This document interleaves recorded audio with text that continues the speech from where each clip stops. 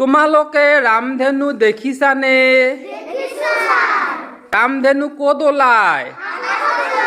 আকাশত ওলায়। আচ্ছা, ৰামধেনুক ইংৰাজীত কি কয় তোমালোকে জানানে? কি কয়?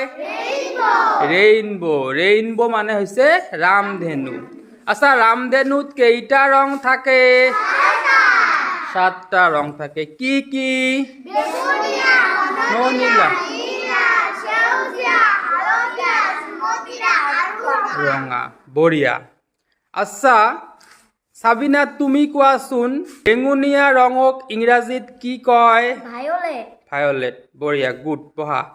তুমি কোৱাচোন ঘন নীলা ৰঙক ইংৰাজীত কি কয়? ইণ্ডিগো মানে হৈছে ঘন নীলা ৰং। বহা।